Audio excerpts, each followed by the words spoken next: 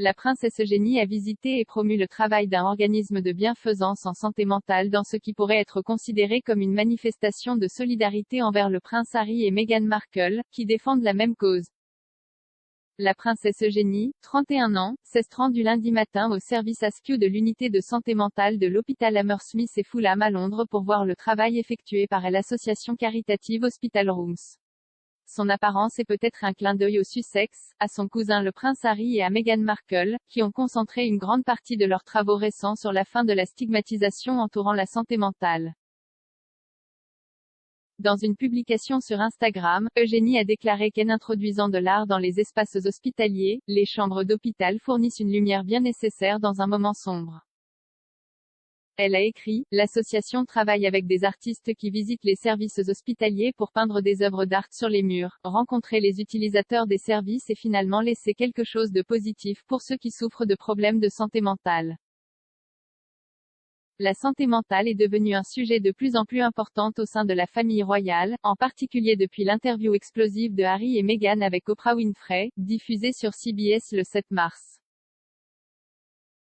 La conversation révélatrice avec l'animateur de talk-show américain a suivi la décision du couple de prendre du recul en tant que membre de la famille royale et de déménager en Californie pour mener une vie indépendante, loin des projecteurs.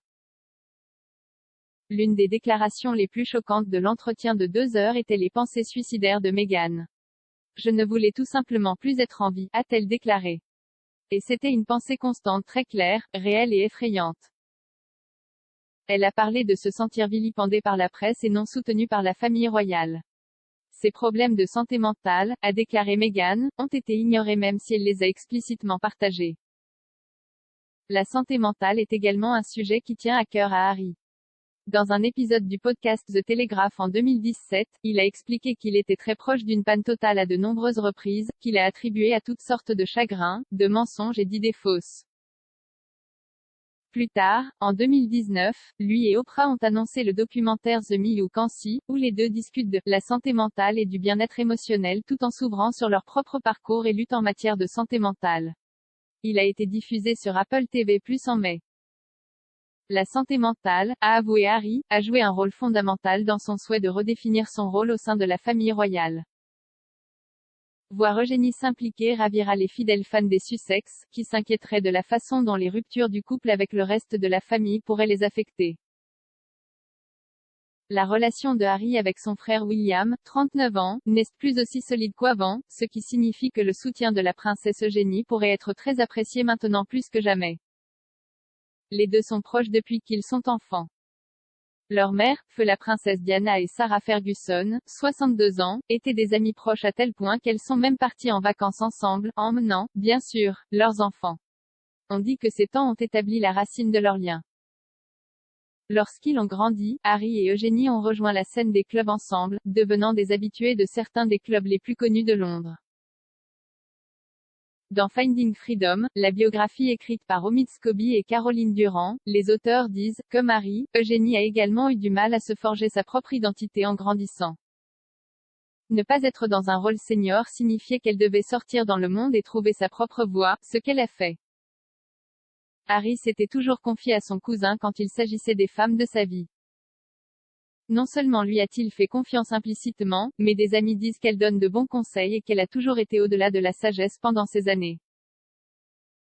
La princesse aurait été l'une des premières membres de la famille royale à être informée lorsqu'Harry et Meghan ont commencé à sortir ensemble à l'été 2016, et lorsque la nouvelle est apparue dans la presse, elle et son mari Jack Brooksbank étaient avec eux au Canada. Même après le départ de Meghan et Harry, Eugénie a montré son affection pour le couple. Lorsque leur deuxième bébé, Lilibet, est né en juin, Eugénie a félicité ses chers cousins, écrivant dans une story Instagram, « Nous ne pourrions pas être plus heureux pour vous tous ». Eugénie réside maintenant avec son mari Jack et son bébé August à Frogmore Cottage, la maison britannique de Harry et Meghan. La reine a offert la propriété, qui se trouve sur le terrain du château de Windsor, au duc et à la duchesse de Sussex en cadeau de mariage avant de se marier en mai 2018. Lorsqu'Harry s'est rendu au Royaume-Uni en avril dernier pour assister aux funérailles de son grand-père, le prince Philippe, il y est resté avec sa cousine et sa famille. Lorsqu'il a dû s'isoler avant le dévoilement de la statue de Diana, Eugénie l'a également hébergé. Le déménagement des Sussex aux États-Unis et les tensions entre eux et la firme ne semblent pas avoir affecté le lien de Harry et Eugénie, son engagement avec un organisme de bienfaisance en santé mentale servant de preuve, une fois de plus, de leurs intérêts communs. Pour une assistance confidentielle au Royaume-Uni, appelez les Samaritains au 116 123 ou visitez www.samaritan.org pour plus de détails.